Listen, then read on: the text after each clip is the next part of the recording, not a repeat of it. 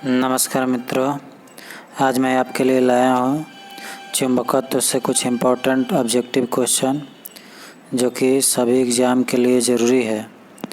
तो आपसे यह अनुरोध है कि आप इस वीडियो को शुरू से लेकर अंत तक देखें और प्रैक्टिस करते रहें, क्योंकि ऑब्जेक्टिव बहुत ही इम्पोर्टेंट हो गया है आजकल के एग्ज़ामों के लिए। तो इसलिए मेरे साथ आप इसको प्रैक्टिस कीजिए और कमेंट में ज़रूर लिखिएगा कि आप कितना क्वेश्चन जो है सही किए। तो देखते हैं, पहला क्वेश्चन है, अस्थायी चुंबकन किस स्थिति में किया जा सकता है? तो अगर इस्पात हो तो उस स्थिति में हम अस्थायी चुंबकन कर सकते हैं। तो यहाँ आपका आंसर हो गया फर्स्ट सही। आपका आंसर सही हुआ या नहीं ज़रूर भेजिएगा, इसका व्याख्या भी यहाँ दिया हुआ है। नेक्स्ट क्वेश्चन है, अस्थायी चुंबक बनाए जाते हैं, किसके बनाए जाते हैं? तो ये नर्म लोहे के अस्थायी चुंबक बनाए जाते हैं। इसका व्याख्या यहाँ दिया है, आप नोट कर सकते हैं वीडियो को पॉज करके। विद्युत चुंबक नर्म लोहे के क्यों बनाए जाते हैं? क्योंकि इसकी अधिक चुंबकीय प्रवृत्ति होती है और धारण क्षमता भी अधिक होता है, इसलिए इसका नर्म लोहे को ही बनाया जाता है। तो आंसर हो जाएगा सी। नेक्स्ट क्वेश्चन है, यदि एक चुंबक को दो भागों में विभक्त कर दिया जाए, तो दोस्तों दो भागों में विभक्त कर देते हैं तो ये अलग अलग चुंबक बन जाता है। तो दोनों भाग पृथक पृथक चुंबक बन जाएगा। तो आंसर हो जाएगा आपका फर्स्ट नंबर ही। इसकी व्याख्या देख सकते हैं, किसी चुंबक की आकर्षण शक्ति सबसे अधिक कहाँ होती है? तो चुंबक होता है, जैसे मान लीजिए कि एक बार मैग्नेट हम बना दिए ये, तो ये इसका नॉर्थ और साउथ पोल हुआ। तो आकर्षण शक्ति जो है यहीं पर किनारे पर ज़्यादा होगा और सबसे कम बीच में होगा, ये बीच में, इसलिए किनारे पर, दोनों किनारे पर ज़्यादा होगा और बीच में कम होगा। फिर क्वेश्चन कह रहा है कि किसी चुंबक की आकर्षण शक्ति सबसे कम कहाँ होती है? तो मध्य में, अभी बताए हैं। नेक्स्ट क्वेश्चन है, निम्न में से कौन सा कथन असत्य है? तो असत्य देखेंगे, इसमें से चुनाव करेंगे। चुंबक के समान ध्रुवों के बीच प्रतिकर्षण होता है, सही बात है। चुंबक के विपरीत ध्रुवों के बीच आकर्षण होता है, ये भी सही है। एक विलग ध्रुव का अस्तित्व नहीं होता है, ये भी सही है। तो किसी चुंबक के बीच से तोड़ देने पर इसके दोनों ध्रुव अलग हो जाते हैं, ये गलत है। बल्कि दो अलग अलग ये चुंबक हो जाते हैं और दोनों ध्रुव, सिंगल ध्रुव की अस्तित्व नहीं है, यानी नॉर्थ और साउथ अलग अलग नहीं हो सकता है। तो ये आंसर हो जाएगा लास्ट नंबर। फिर चुंबकीय क्षेत्र का मात्रक होता है। चुंबकीय क्षेत्र का मात्रक क्या होता है? तो देखेंगे यहाँ पर गॉस जो है चुंबकीय क्षेत्र का मात्रक होता है। चुंबकीय फ्लक्स का मात्रक क्या होता है? तो चुंबकीय फ्लक्स का मात्रक जो होता है वो वेबर होता है। ठीक है, इसका डिस्क्रिप्शन दिया है। फिर निम्नलिखित में से कौन लौ चुंबकीय पदार्थ नहीं है? तो लौ चुंबकीय पदार्थ जो है, इसमें आप देख सकते हैं ये तांबा जो है लौ चुंबकीय पदार्थ नहीं है। तो इस तरह से ये 10 क्वेश्चन है। नेक्स्ट क्वेश्चन के लिए हम देखते हैं। फिर नेक्स्ट क्वेश्चन है, निम्नलिखित में से कौन अनुचुंबकीय पदार्थ है? तो ये ऑक्सीजन होता है अनुचुंबकीय पदार्थ, इसका आप डिस्क्रिप्शन देख सकते हैं। उसके बाद है, लौ चुंबकीय पदार्थों के भीतर परमाणुओं के असंख्य अति सूक्ष्म संरचनाओं को क्या कहा जाता है? तो ये डोमेन कहा जाता है। ठीक है, और इसकी जो परमाणु होती है 10 के पावर 18 से लेकर 10 के पावर 21 तक होती है। नेक्स्ट क्वेश्चन होगा, फिर देखिए वहीं क्वेश्चन आ गया 10 के पावर 18 से 10 के पावर 21, आंसर हो जाएगा, यानी एक डोमेन में परमाणु की संख्या 10 के पावर 18 से 10 के पावर 21 होती है।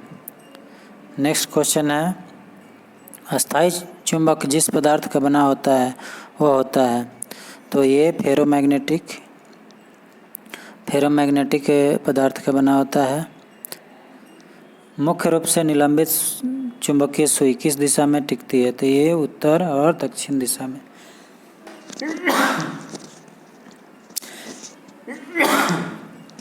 अगला क्वेश्चन है, चुंबकीय कंपास की सुई किस ओर इंगित करती है? तो उत्तर दक्षिण दिशा में। यह हो जाएगा निम्न में से एक अचुंबकीय पदार्थ। अचुंबकीय पदार्थ, तो अचुंबकीय पदार्थ जो होता है वो पीतल होता है। उसके बाद स्टील के चुंबकीय करना कठिन है, क्यों? क्योंकि इसकी जो धारण क्षमता होती है वो अधिक होती है, तो धारण क्षमता अधिक होने के कारण आंसर हो जाएगा। एक स्वतंत्र रूप से लटका हुआ चुंबक सदैव ठहरता है, तो उत्तर दक्षिण दिशा में। निम्नलिखित में से कौन सा एक प्रकृति में अनुचुंबकीय है? यानी प्रकृति में, तो ऑक्सीजन जो होता है वो प्रकृति में अनुचुंबकीय होता है। तो इस तरह से जो क्वेश्चन हुआ उस। नेक्स्ट क्वेश्चन है, निम्न में कौन विद्युत चुंबकीय अचुंबकीय है? ये तांबा है। उसके बाद चुंबकीय यमोत्तर और भौगोलिक यमोत्तर के बीच के कोण को क्या कहते हैं? तो ये चुंबकीय नति कहते हैं, चुंबकीय दिक्पात कहते हैं। यहाँ आंसर गलत हो गया, इसका सही आंसर होगा चुंबकीय दिक्पात। तो इसी तरह से आंसर गलत मार देते हैं अगर प्रैक्टिस नहीं किए रहेंगे। अगला क्वेश्चन देखते हैं, निम्न में से कौन सा धातु चुंबक द्वारा आकर्षित नहीं होता है? तो चुंबक द्वारा जो एल्युमिनियम होता है वो आकर्षित नहीं होता है। अगला क्वेश्चन है, निम्न में से कौन प्रतिचुंबकीय है? प्रतिचुंबकीय यानी जो चुंबकीय नहीं हो, यानी बिस्मथ है ये। अगला क्वेश्चन है, एक शक्तिशाली चुंबक है, तो ये शक्तिशाली चुंबक सब पदार्थों को आकर्षित करता है? जरूरी नहीं है। केवल लोहा या मुस्किल धातुओं को आकर्षित करता है? ये भी जरूरी नहीं है। केवल लोहा या मुस्किल धातुओं को आकर्षित करता है किंतु किसी को प्रतिकर्षित नहीं करते, ये सही है। अगला क्वेश्चन, मुक्त रूप से अपने गुरुत्व केंद्र पर अवलंबित चुंबकीय सुई क्षैतिज के साथ जो कोण बनाते हैं उसको ये नमन कोण कहते हैं। उसके बाद है, किसी चुंबकीय पदार्थ को भी चुंबकीय किया जा सकता है, किससे? यानी कौन सी क्रिया द्वारा? तो हथौड़े से पीट कर, गर्म कर, तो दोनों ही तरीके से कर सकते हैं। तो विद्युत धारा का चुंबकीय प्रभाव सर्वप्रथम अवलोकित किया गया, यानी कौन से वैज्ञानिक ने अवलोकित किया? तो ये ऑस्टेड थे। तो ऑस्टेड ने ये सिद्धांत दिया था विद्युत धारा के चुंबकीय प्रभाव को। नेक्स्ट क्वेश्चन है, ध्रुव पर नमन कोण का मान कितना होता है? तो ये होता है 90 डिग्री। 90 डिग्री होता है नमन कोण का मान ध्रुव पर। उसके बाद मुक्त रूप से लटकी हुई चुंबकीय सुई अक्ष भौगोलिक अक्ष के साथ कोण बनाता है? ये 18 डिग्री का कोण बनाता है। तो इस तरह से ये क्वेश्चन हुए। नेक्स्ट क्वेश्चन को देखते हैं। नेक्स्ट क्वेश्चन है, एक स्थिर चुंबक हमेशा दर्शाती है? तो उत्तर उत्तर तथा दक्षिण दक्षिण, तो आंसर हो जाएगा फर्स्ट नंबर। उसके बाद फ्लक्स घनता और चुंबकीय क्षेत्र की क्षमता का अनुपात किसी माध्यम में होता है, उसकी क्या होती है? तो ये पारगम्यता होती है। आंसर हो जाएगा वह क्रिया जिसके द्वारा धातु को अचुंबकीय बनाया जाता है कहलाती है। तो ये डीमैग्नेटाइजेशन कहा जाता है इसको, माने मैग्नेटिक जो प्रॉपर्टी होता है उसको समाप्त कर दिया जाता है। अगला क्वेश्चन, चुंबकीय सुई किस तरफ संकेत करता है? तो ये उत्तर की ओर संकेत करता है। उसके बाद फ्लेमिंग के बाएं हाथ का नियम दिशा बताते हैं। तो विद्युत धारा के उस चालक को में जो विद्युत क्षेत्र में रखा है, विद्युत चालक में चुंबकीय क्षेत्र की, विद्युत चालक में बल की दिशा जब चालक चुंबकीय क्षेत्र में है, इनमें से कोई नहीं, तो ये हो जाएगा आंसर सी नंबर।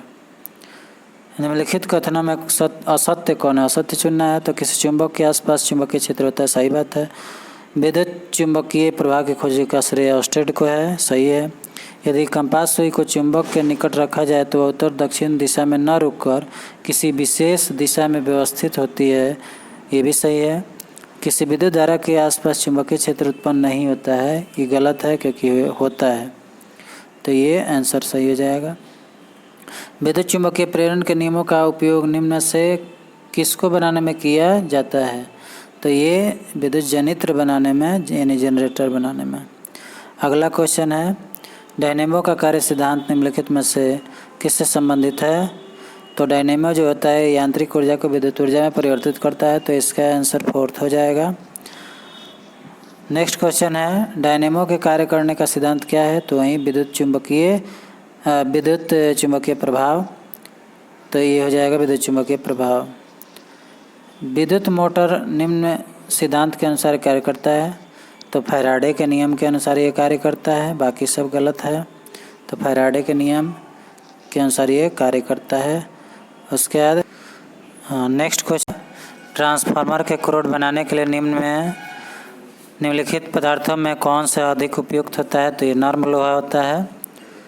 उसके बाद है, ट्रांसफार्मर का सिद्धांत आधारित है, तो ये विद्युत चुंबकीय प्रेरण के सिद्धांत पर कार्य करता है, तो 2 नंबर ऑप्शन हो जाएगा। ट्रांसफार्मर क्या है? तो ट्रांसफार्मर जो है वो AC वोल्टता को घटाता बढ़ाता रहता है, इसलिए इसका जो ऑप्शन होगा वो B नंबर हो जाएगा। लेंज का नियम जो होता है वो ऊर्जा संरक्षण के संबंधित होता है, इसलिए आंसर हो जाएगा C। यदि किसी चुंबक का तीसरा ध्रुव हो तो तीसरा ध्रुव क्या कहलाता है? तो ये परिणामी ध्रुव कहलाता है। उसके बाद पृथ्वी एक बहुत बड़ा चुंबक है, इसका चुंबकीय क्षेत्र किस दिशा में विस्तृत होता है? तो ये होता है दक्षिण से उत्तर की ओर। अगला क्वेश्चन है, लोहा का क्यूरी ताप कितना होता है? तो लोहा का क्यूरी ताप जो होता है वो 780 सेंटीग्रेड होता है। अगला क्वेश्चन है, चुंबक निम्नलिखित गृह उपकरणों में किसका अत्यावश्यक भाग है? तो बुलाने की घंटी यानी इलेक्ट्रिक बेल, पंखा, धुलाई मशीन, ये सब में चुंबक का कार्य होता है, इसलिए सब होगा सही। नेक्स्ट क्वेश्चन है, विषुवत रेखा पर नति कोण या नीति कोण दे दिया है, नति कोण होगा का मान जो होता है वो 0 होता है। नेक्स्ट क्वेश्चन है, एक समान चुंबकीय क्षेत्र में बल रेखाएं होनी चाहिए, अभिसारी अपसारी एक दूसरे के समांतर, तो एक दूसरे के समांतर होना चाहिए। तो इस तरह से आपका ये 50 क्वेश्चन हुआ, आप इसको ज़रूर प्रैक्टिस कर लें।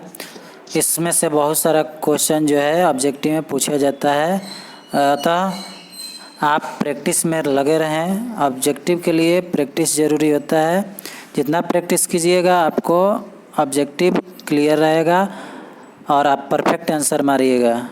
अगर रेगुलर आप इसको प्रैक्टिस नहीं करते हैं तो क्वेश्चन बहुत सारा जान कर भी आप गलती कर सकते हैं। ठीक है, तो